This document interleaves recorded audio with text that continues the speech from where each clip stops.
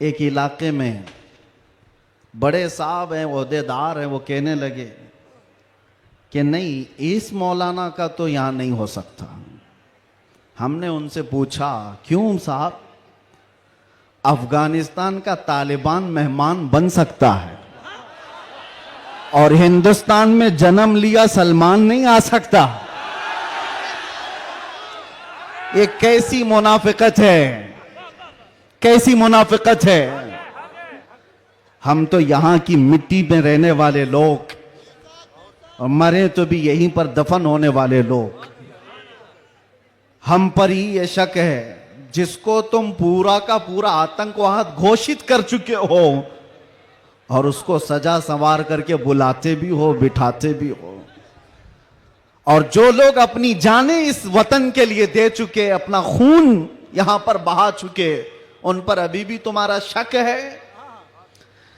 इनका हाल तो यही है, गुड़ खाते हैं और गुलगुले से परहेज करते हैं। बड़ा बड़ा गुड़ निकल जाते हो और गुलगुले से परहेज है। हमारे बारे में शक है। हमारी पीढ़ियां यहां पर निकल गईं। इन चेहरों को देखकर आज भी लोगों को मैं आज ये कहना चाहता हूं, ये सियासत का बुरा हो जिन्होंने इस देश में नफरत और जहर की एक ऐसी फिजा फैला दी है कि लोग एक दूसरे का चेहरा देखने से डरने लग गए। किसने किया ये सब? अब तो आंख खोलना चाहिए। मैं सिर्फ मुसलमानों से नहीं कह रहा, बिरादराने वतन जो यहां पर मौजूद हों, दूसरी जमात के लोग, दूसरे मजहब के लोग, वो भी इन तमाम सियासतों को पहचाने जो इस देश पर अटैक से अटैक करते रहे। यहां से प्लेन हाईजैक करके ले जाकर जिनके यहां पर रखा गया हो, वो सब आज मेहमान बन गए। कोई पूछने वाला नहीं है। अरे वो भी जुब्बा, कुब्बा, टोपी, दस्तार सब लेकर के आया। और आपने सारी न्यूज देखा होगा। और ये सारे चाटुकारी उसके पीछे पीछे घूमते भी रहे। अब पूछो आतंकवाद कहां गया, दहशतगर्दी कहां गई, टेररिज्म कहां गया? ये सब के बाद पता ये चलता है कि तुम्हें तकलीफ इन चीजों से नहीं है, तकलीफ ईमान से है, इश्क़ मुस्तफा से है। और जो सौदाबाजी तुमसे कर ले वो तुम्हारा भाई है, और जो हक बात करे उससे तुम्हारी कुर्सी हिलती है। इसलिए मुसलमानों, आप सबको मैं एक पैगाम देना चाहूंगा, अपना जाहिर संभालने से बेहतर है कि तुम अपने ईमान की हिफाजत करो और इश्क़ रसूल को और बढ़ाओ, और बढ़ाओ, इतना बढ़ाओ कि ये इतना बेहतरीन तुम्हारा असलहा है। बुजुर्गों ने फरमाया, जब तुम्हारे सीने में इश्क़ रसूल भर जाता है तो तुम्हें किसी से लड़ाई करने की जरूरत भी नहीं पेश आती। तुम्हारे चलने फिरने से कई कीड़ों की यूं ही मौत हो जाती, कई कीड़े यूं ही मर जाएं। बस शर्त यह है कि मोहम्मद से वफा तूने, तो हम तेरे हैं। ये जहां चीज है कि अल्लाह कलम तेरे। रब तबारक व तआला सारी कायनात को तुम्हारे लिए मुसख्खर कर देगा, तुम्हारी तरफ फेर देगा, लोगों के दिलों को तुम्हारी तरफ फेर देगा। बात सिर्फ यहीं आकर रुकती है। उनके जो हम गुलाम थे, खल्क के पेशवा रहे, उनसे फिरे जहां फिरा, फिर आई कमी वकार में। बारगाह मुस्तफ़ा सल्लल्लाहु तआला अलैहि वसल्लम की गुलामी से बढ़कर के दुनिया में कोई ताजवरी नहीं है। मुर्शिद गिरामी हुजूर ताजुश शरिया रहमतुल्लाह तआला अलैहि फरमाया करते, बुल हवस सुन, सीमो जर की बंदगी अच्छी नहीं, उनके दर की भीख अच्छी, सरवरी अच्छी नहीं। मैं ज्यादा तकरीर नहीं करूंगा, लेकिन एक बात यह बता करके जाऊंगा, तुम्हारी आज जो पोजीशन है यह बनाई गई है। दुनिया सियासत में हमारे चेहरों को हजार बदनाम करने की कोशिश करे, लेकिन ये झूठे हैं, ये मुनाफिक हैं। हमने इनको देखा है।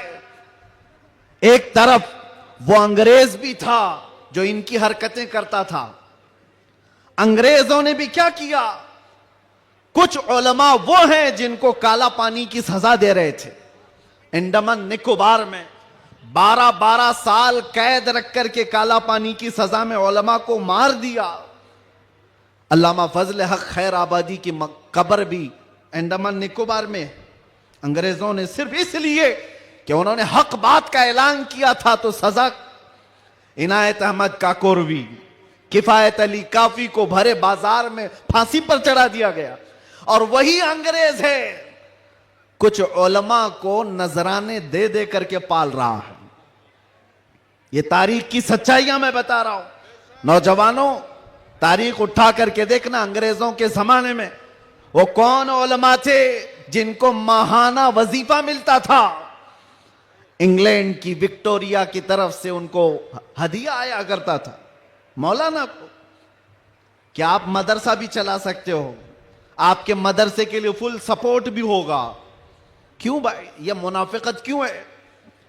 ये अंग्रेज एक तरफ उलमा को सूली पर चढ़ा रहा है और यही अंग्रेज कुछ उलमा को माहाना पैसे दे करके पाल रहा है, मदरसे बनाने पर सपोर्ट कर रहा है। पता ये चला कि इन मुनाफिकों का सिर्फ एक हाल है, एक हाल है, जो इनकी बोली बोलेगा वो आलिम क्या, वो सब क्या, उनका भाई है। और जो अल्लाह और रसूल की मोहब्बत की बात करेगा वो सूली पर चढ़ाया जाएगा। और हमें आज गवारा है, हम खुशी से इस बात को पसंद करते हैं, जालिमों के तलवे चाटने से बेहतर है कि सूली के फंदे को तुम लिया जाए। इसलिए कि तारीख तलवे चाटने वालों की नहीं लिखी जाती, सलाहुद्दीन की लिखी जाती है। तारीख शहाबुद्दीन की लिखी जाती है, तारीख खालिद बिन वलीद की लिखी जाती है, तारीख सैफुल्लाहिल मसलूल की, उमर इब्न खत्ताब की लिखी जाती है। आज नौजवानों, जैसे भी मामलात आए हैं, हम हर चीज में कंप्रोमाइज करते हैं। आपके इलाके में जो भी मसाइल होंगे आप आते होंगे अपने एमएलए के पास, अपने कारपोरेटर के पास, और अगर कुछ दिक्कतें हो तो मैं मशवरा भी देता हूं। पानी नहीं है, बिजली नहीं है, सड़क नहीं है, गटर नहीं है, नाले नहीं है, ये जरूरियात है जिंदगी। अगर ना हो तो सब्र कर लेना, सब्र कर लेना।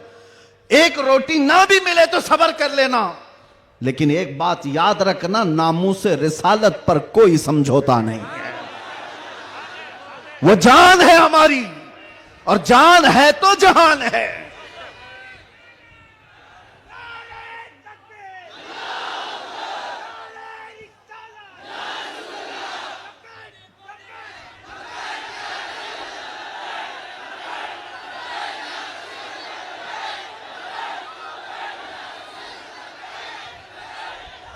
और आपको मैं एक बात बताऊं, हर मुसलमान मोहल्ला आज एक मुसीबत से जूझ रहा है। एक मुसीबत, शर्म भी आती है मुझे कहते हुए और दर्द भी होता है। हर क्राउडेड मुसलमान मोहल्ला जो है वो नशा की आफत से जूझ रहा है। कौन बेचता है नशा, कौन करवाता है और कौन करता है? मैं अंदर रह करके सारे हालात देख करके आया हूं मेरे अजीजों, सब चीजें देख करके आए, नशे की सारी किस्में भी पता है। इन मोहल्लों में ज्यादा क्यों बिकता है? कौन सपोर्ट करता है इनको? कौन सपोर्ट करता है? इसलिए कि दुनिया जानती है कि इनको नशा दे दे दे करके सुलाते रहो, इसलिए कि जिस दिन ये जाके कई लोगों की नींद हराम करते। ये उम्मते मुस्तफा है, ये उम्मते मुस्तफा है। कफन अपने कंधे पर लेकर चलने की आदत है इसे। ये फाका कश मौत से डरता नहीं जरा, रूह मोहम्मदी इसके बदन से निकाल दो। अंग्रेजों ने 100 साल पहले कहा था। मैं आपको बता रहा हूं, नशा दे करके, हुस्न दे करके, माल की लालच दे करके, न जाने क्या क्या नशे में तुम्हें धुत कर दिया गया। लेकिन मैंने देखा है मेरे अजीजों, बरसों तक वो नौजवान जो नशा के एडिक्ट थे, सुबह शाम सुबह शाम, और जिनको जानबूझ करके प्लानिंग के साथ नशा का एडिक्ट बनाया गया है। हम चाहते हैं हमारा हर बच्चा नशा से पाक हो। क्या आप चाहते हैं कि नहीं हमारे मोहल्ले नशे से पाक हो? लेकिन मैं उनको भी जानता हूं जो इन मोहल्लों को नशा बांटते हैं वो किसके कारस्तानियां हैं, वो किनके कारिंदे हैं, वो किसके एजेंट हैं, पता है। नशा आता कहां से, बिकता कैसे, और इनको कौन सपोर्ट करता है, ये सब की सब जड़ में अगर आप जाएंगे तो एक ही चीज है, इनको इतना नशा आवर चीजों से सुला दिया जाए कि ये बात करने के काबिल ना रहे। लेकिन मेरा विजदान ये कहता है दुनिया ने सालों भर इनको नशा दे दे करके सुलाया। कभी कभार मैं भी सोचता था ये वो नौजवान है जो सुबह से शाम तक नशे में रहते हैं, या शाम को नशा ले ले तो सुबह तक उठने का कोई सवाल नहीं पैदा होता, इनसे क्या मुस्तकबिल की उम्मीद की जा सकती है। लेकिन मेरा ये ख्याल गलत निकला, इसलिए कि सारी दुनिया मिल करके नशा बांट करके जिस कौम को सुला रही थी, हमने एक बार आई लव मोहम्मद कहा, हर मोहल्ला जागता हुआ नजर आ रहा है। नारे तकबीर, किसने जगाया? नारे रिसालत, उलमाए अहले सुन्नत, किसने जगाया? मेरे अजीजों, हमने तो सुना था कुछ नशा ऐसे हैं जो 24 घंटे तक नहीं उतरते, कुछ नशा ऐसे हैं जो 36 घंटे तक नहीं उतरते, कुछ नशा ऐसे हैं जो 48 घंटे तक नहीं उतरते। हो सकता है ऐसे सारे नशों में मुब्तला नौजवान थे, लेकिन एक नशा ऐसा है, कान में हमारे बच्चे के फूंक दो आमिना के लाल का नाम, हर तरह का नशा उतर जाता है। और फिर एक ही नशा सर चढ़ करके बोलता है, जिस गली से भी गुजरो, एक 8 साल का बच्चा भी मुझे देखता है, उसी नशे में पुकारता है लब्बैक या रसूल अल्लाह।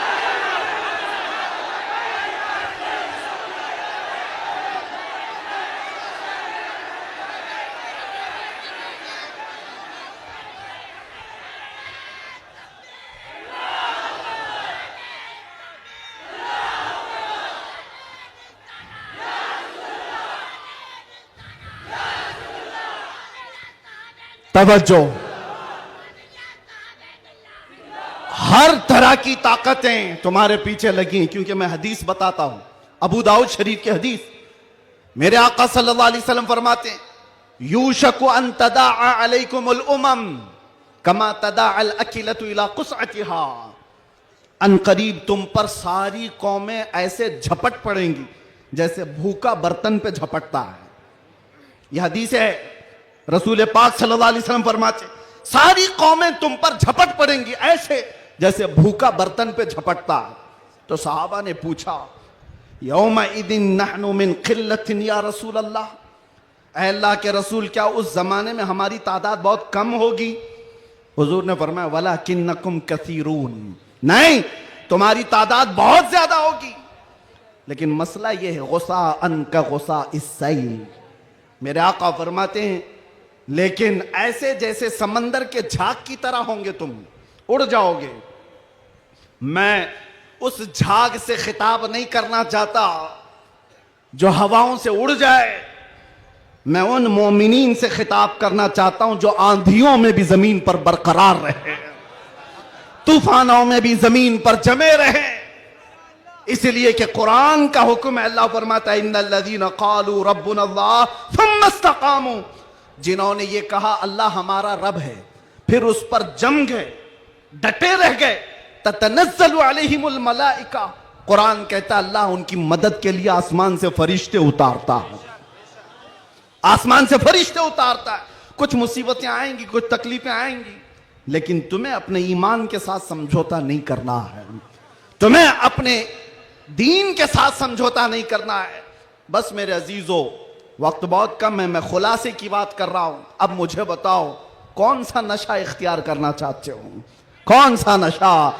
एक नशा वो है जो शराब का है, जिसकी धुत में आकर के इंसान अपनी माँ और बीवी में फर्क नहीं कर पाता, और एक नशा वो है इश्क मुस्तफा का, जिससे लबरेज होते ही आदमी चटाई पर बैठकर लौहे महफूज को देख लिया करता है। बताओ कौन सी बुलंदी पर जाना चाहते हो? ये वो नशा है जो 100-200 में लोग खरीद करके अपने जिस्मों को भी तबाह करते हैं और अपने ईमान का भी सौदा करते हैं। मगर मैं उस नशे की बात कर रहा हूं जिसका खुमार मौत क्या हश्र तक भी नहीं निकलता, नहीं निकलता। और जो इश्क मोहम्मदी में शराबूर हो जाता है, दुनिया क्या कर रही है उसे उसको कुछ फर्क ही नहीं पड़ता, कौन क्या बोल रहा है इससे उसे कुछ फर्क ही नहीं पड़ता। बल्कि अगर कोई आ भी जाए उसके पास के साहब हमारी भी कुछ तारीफ कर दो, तो इश्क मोहम्मदी में जो शराबूर होता है वो चहक करके यूं कहता है मैं गदा हूं अपने करीम का, मेरा दीन पारे ना नहीं। बरेली के इमाम इश्क मोहब्बत, शराबे इश्क मोहब्बत जिसने पी ली थी, उनके पास किसी ने गुलाब का फूल तोहफे में पेश किया, कहा कि हुजूर कबूल कर लीजिए, ताजा गुलाब बड़ा खूबसूरत है।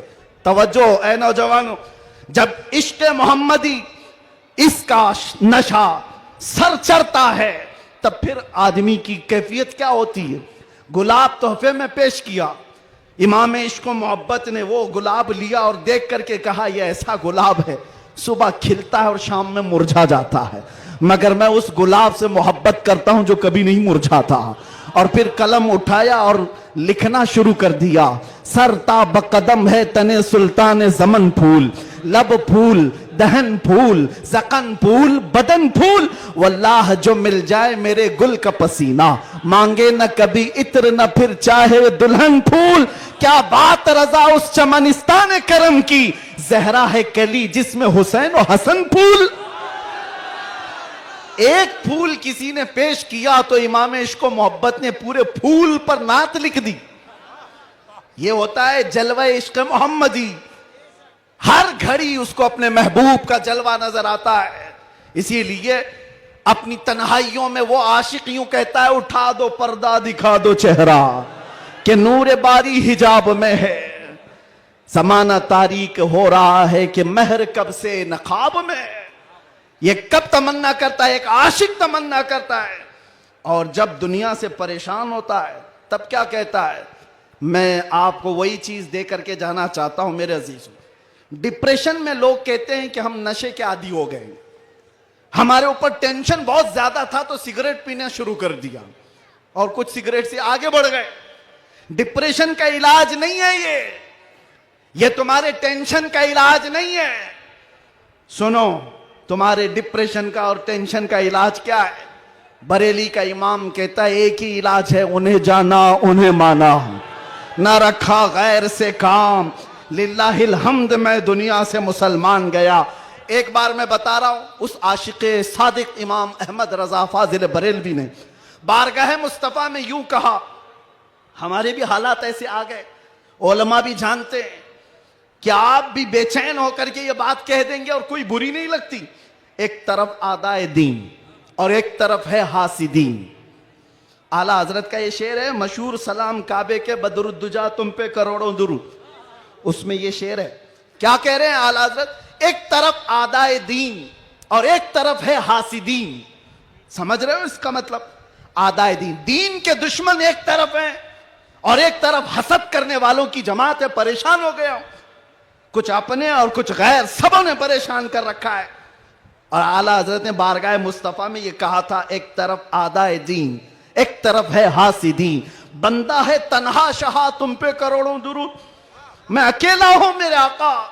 लेकिन बाद में फौरन ख्याल आया, किसके दरबार में ये कह रहा हूं मैं? किसके दरबार में जो पल पल की हमारी खबर रखता है, जो रसूल अपनी हथेली में सारी दुनिया को देखता है, उससे मैं ये कह रहा हूं। फिर दूसरा शेर कहा, फौरन क्या कहा?